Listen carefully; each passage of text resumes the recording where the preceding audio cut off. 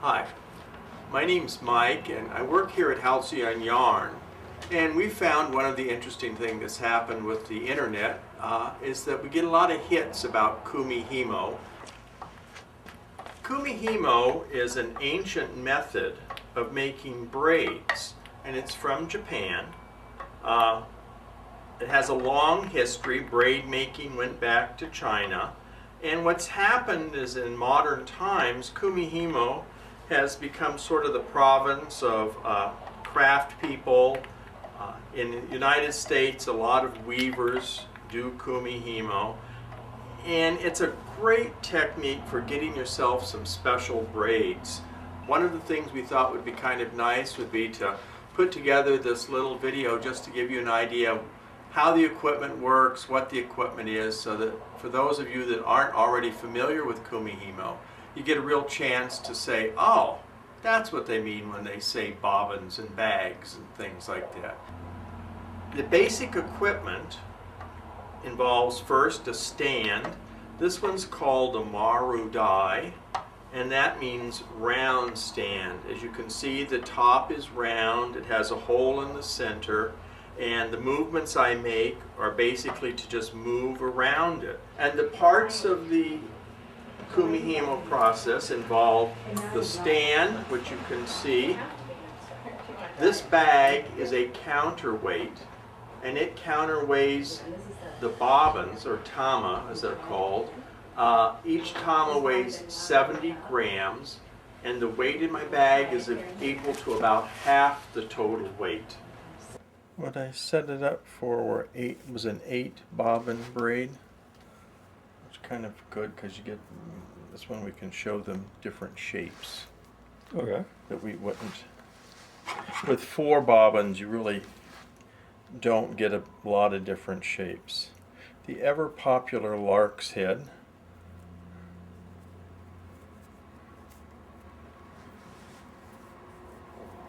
About here, I just do this fancy little, or it's a simple little, it's like a tapestry hook. So now the yarn, and it can be unrolled without it dropping down.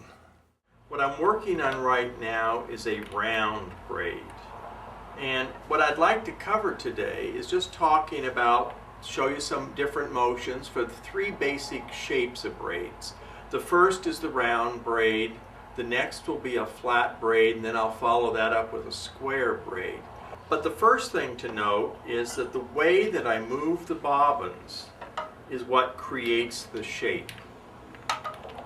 So in this bobbin, and you're all going to be looking at me backwards right now, when I do 2 movements clockwise, I then follow that with 2 movements counterclockwise.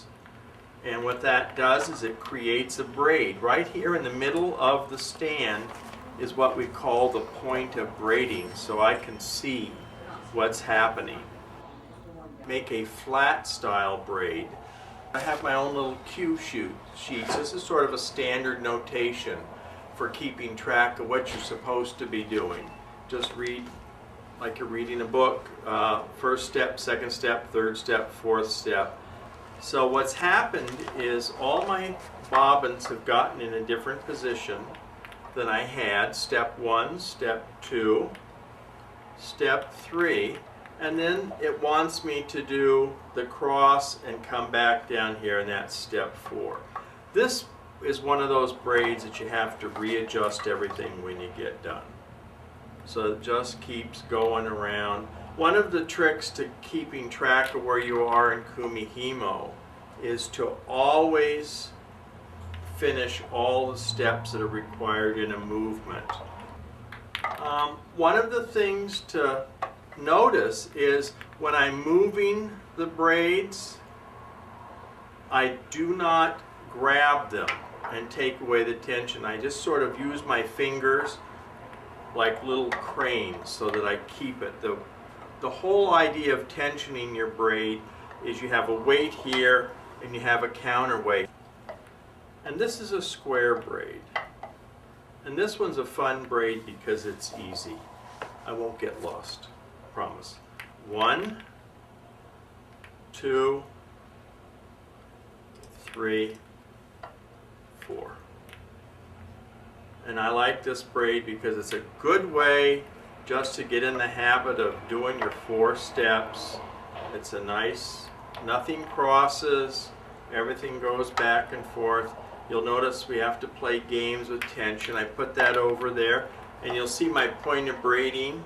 It's all moved up against one side. That's where all the weight is. Bring it back, just keep going. Again, we don't really pick up the yarns as we're working with it. We kind of keep flattening it, but we use our fingers like little hooks, and then just let the weight of the bobbin be on one side of the pivot point and then the bags on the other.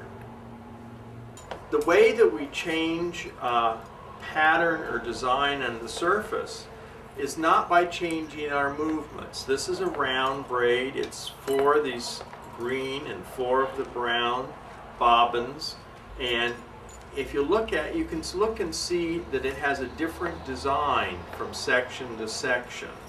This one's a spiral,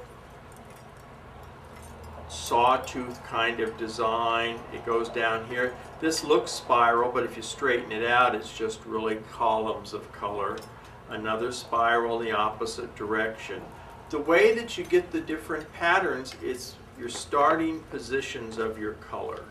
So if I start whatever braid I'm doing now, if I go back to doing round, and I start it with the bobbins in that original color that you just saw, as I do it, I'm going to get the same shape of round braid that I started with down here.